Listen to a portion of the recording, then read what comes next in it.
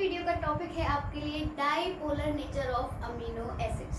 हमारी पिछली वीडियो में हमने अमीनो एसिड्स के बारे में जाना था कि अमीनो एसिड्स क्या होते हैं, कैसे हम उसका स्ट्रक्चर लिख सकते हैं, कितने टाइप के होते हैं, ज़रूरी कौन से होते हैं, असेंशियल, नॉन असेंशियल, इन सब के बारे में हमने पिछली वीडियो में देख लिया था। तो आज की इस वीडियो में आपको अमीनो एसिड की एक इम्पॉर्टेंट प्रॉपर्टी बताती हूँ जिसको हम कहते हैं dipolar nature of amino acids. अब हिंदी वाले बच्चों के लिए अगर मैं इसको सरल करूँ तो क्या होगा, अमीनो अम्ल का जो हमारा द्विध्रुवीय नेचर, द्विध्रुवीय प्रकृति होती है, उसको हम कैसे बता सकते हैं, उसको हम कैसे समझ सकते हैं, डिफाइन कर सकते हैं। बहुत ही सिंपल लैंग्वेज में आपको समझाने की कोशिश करूँगी, ठीक है। तो देखो, अमीनो एसिड्स में हमने क्या पढ़ा, एक होता है NH2 ग्रुप यानी अमीनो ग्रुप, ठीक है। एक होता है कार्बोक्सिलिक ग्रुप यानी कि COOH ग्रुप।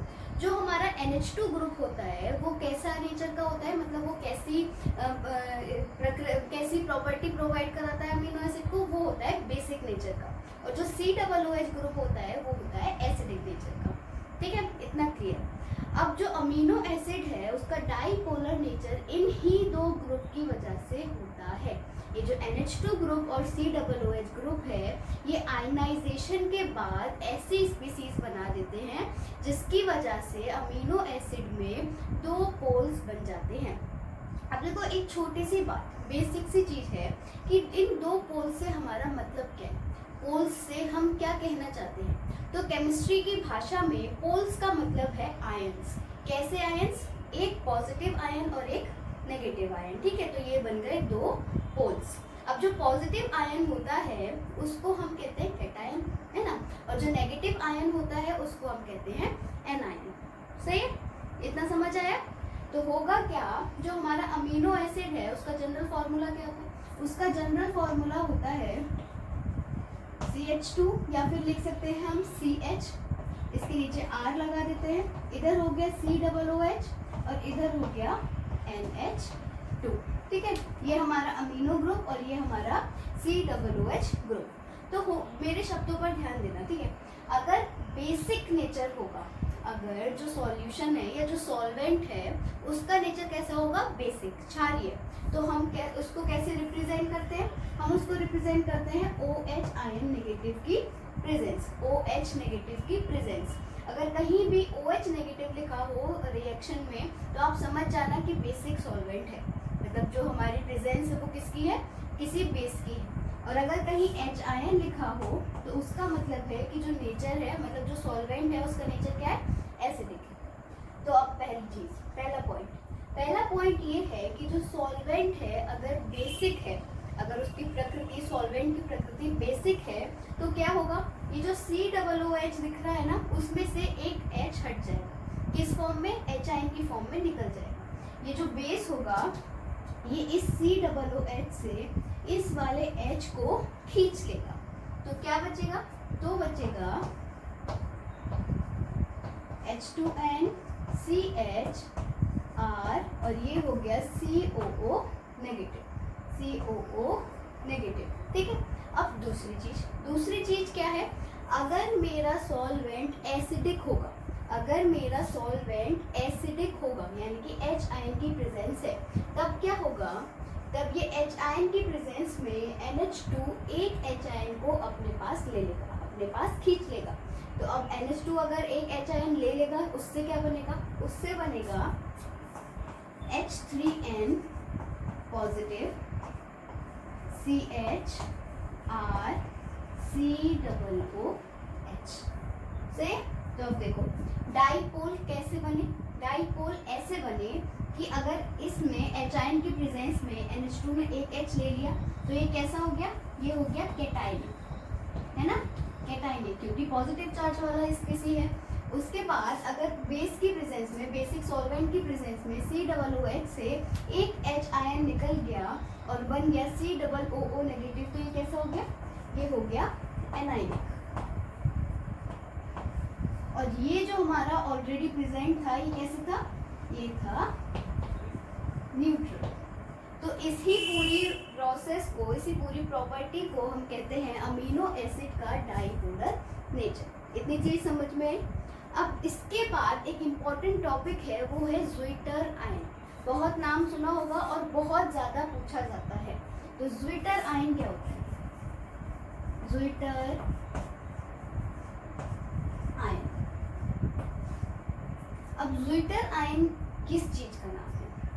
अमीनो एसिड के रेफरेंस में अगर मैं आपको बताऊं तो ज़्विटर आयन ऐसी स्पीसी है जिसमें एक ही कंपाउंड पर दोनों पोल्स प्रेजेंट हो। एक ही कंपाउंड पर कैटायनिक वाला ग्रुप भी हो और एक ही कंपाउंड पर एनायनिक वाला ग्रुप भी हो। और सिंपल भाषा में समझो कि एक ही कंपाउंड में पॉजिटिव चार्ज वाली स्पीसी भी हो और एक ही कंपाउंड में नेगेटिव चार्ज वाली स्पीसी भी हो। तो देखो बहुत सिंपल तरीके से हम इसको समझ कैसे सकते हैं। जैसे अगर ये मेरा कोई अमीनो एसिड है तो इस अमीनो एसिड में इस COOH का H उठकर इस NH2 पर आ जाए तो क्या हो जाएगा, मतलब क्या बन जाएगा? अगर ये H मैं इस NH2 पर पहुंचा दूं तो क्या हो गया? NH3 पॉजिटिव है ना, CH और इधर हो गया COO नेगेटिव। ये बना, इतना बना। तो ये हमारा कौन सा कंपाउंड बना, कौन सी स्पीसी बनी? ये बनी हमारी ज़्विटर आयन। क्या हो गया ये बना हमारा ज़्विटर आयन। तो ज़्विटर आयन को हम सिंपल कैसे एक्सप्लेन कर सकते हैं कि अमीनो एसिड की वो फॉर्म, वो सिचुएशन, वो कंडीशन जिसमें अमीनो एसिड पर पॉजिटिव यानी कि कैटायनिक और नेगेटिव यानी कि एनायनिक दोनों तरह की स्पीसीज प्रेजेंट हो। और ये होता कैसा है कि मॉलिक्यूल के अंदर ही विद इन द मॉलिक्यूल जो COOH का H है वो उठकर NH2 पर चला जाता है। तो उस वजह से NH2 की जगह NH3 पॉजिटिव। अब ये बना क्या है? NH3 पॉजिटिव का नाम क्या होता है? Ammonium ion. कौन सा आयन है ये? जो NH3 पॉजिटिव लिखा है ये क्या बना है? Ammonium ion. और इसी तरीके से ये जो COO नेगेटिव होता है ये क्या होता है? ये होता है कार्बोक्सिलेट आयन। Carboxylate ion. और ये जो हमारी पूरी कंपाउंड बनी है क्या बनी है? ज़्विटर आयन। अब ज़्विटर आयन पर एक चीज देखो, अगर किसी कंपाउंड पे, सिंपल सी चीज, अगर किसी कंपाउंड पे इक्वल पॉजिटिव चार्ज हो, इक्वल नेगेटिव चार्ज हो तो उस कंपाउंड का नेट चार्ज कितना होगा? 0।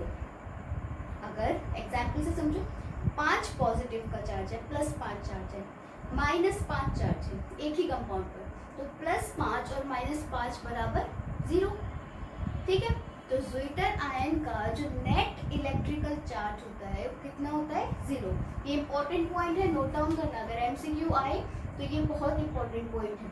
ज़्विटर आयन का जो नेट इलेक्ट्रिकल चार्ज होता है कितना होता है? 0। कितना होता है? 0। उसके बाद एक और इम्पोर्टेंट पॉइंट, ज़्विटर आयन समझा हमने, डायपोलर नेचर समझा। इसके बाद हमें समझना है isoelectric point. Isoelectric point. Isoelectric point क्या होता है ये देखते हैं।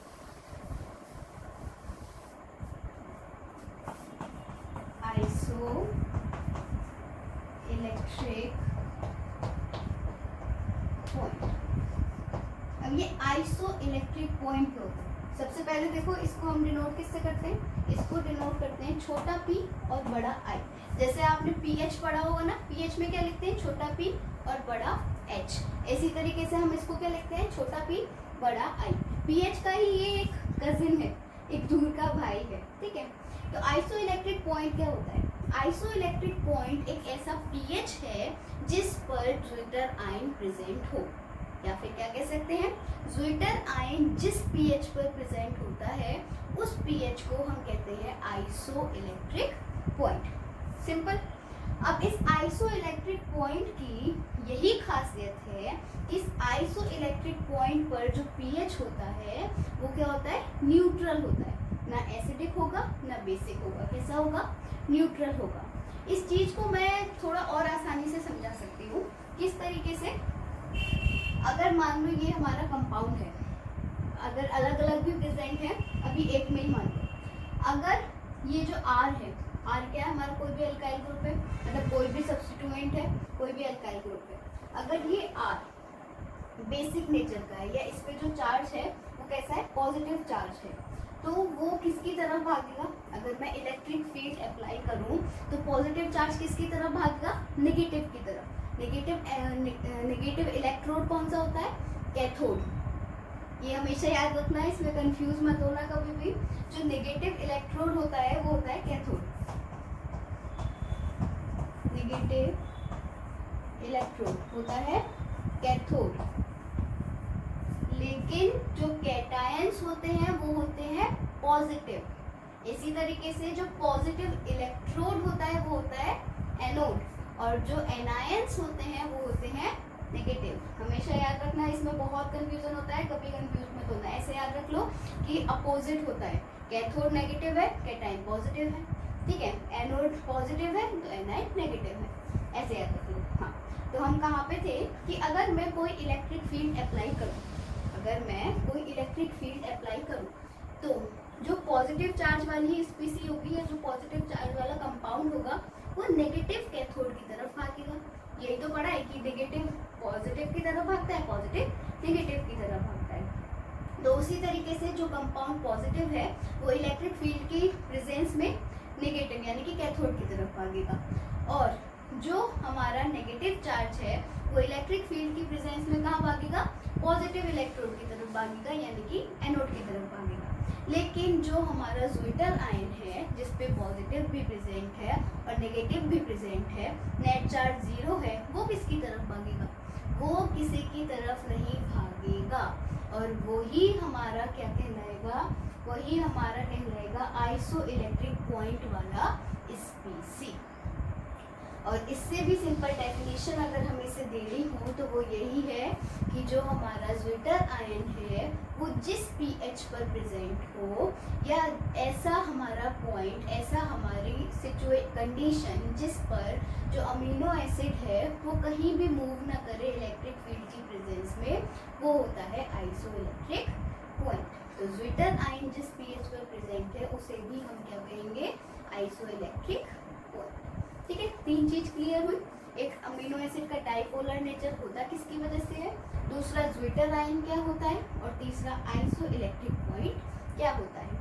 अब एक बात इसकी खासियत ये भी समझना कि आइसो इलेक्ट्रिक पॉइंट हर अमीनो एसिड का अलग अलग होता है।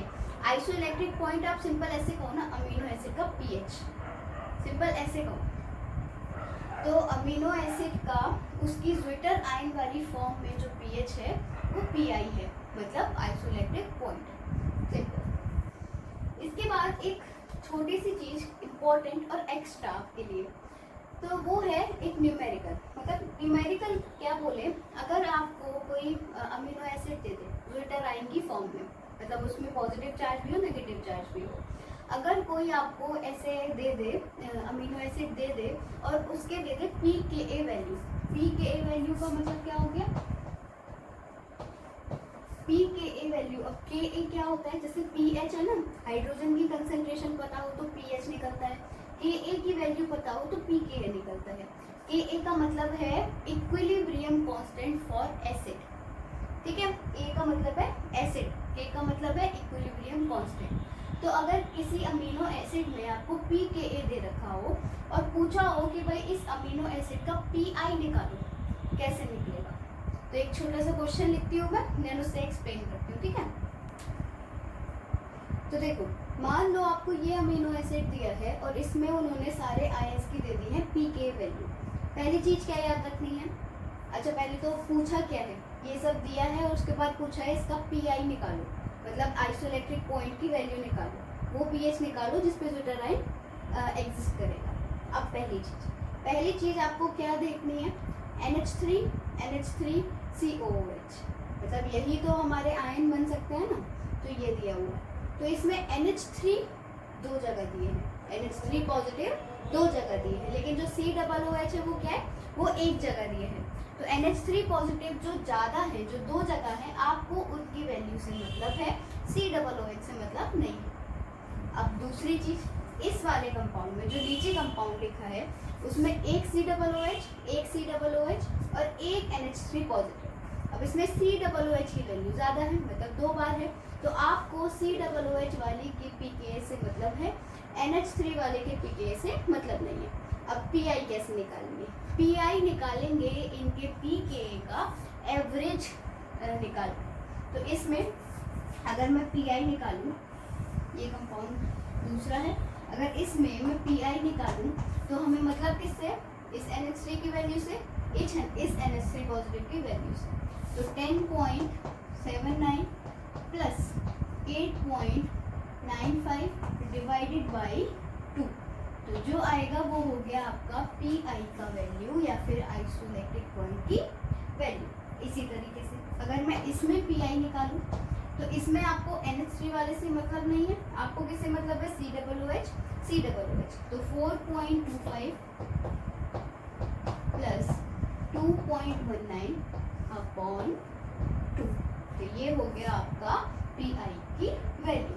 तो हमने क्या सीखा कि अगर PI की वैल्यू इस तरीके के क्वेश्चन में हमें निकालनी हो तो हम किस पे ध्यान देंगे?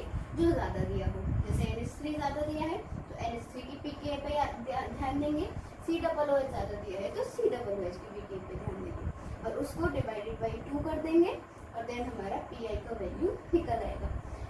अच्छा, एक बेसिक सी चीज़, इसमें भी बच्चे कंफ्यूज होते हैं, मैंने अपने स्टूडेंट्स को देखा है वो इसमें कंफ्यूज रहते हैं, तो आप लोगों को भी बता देती हूँ।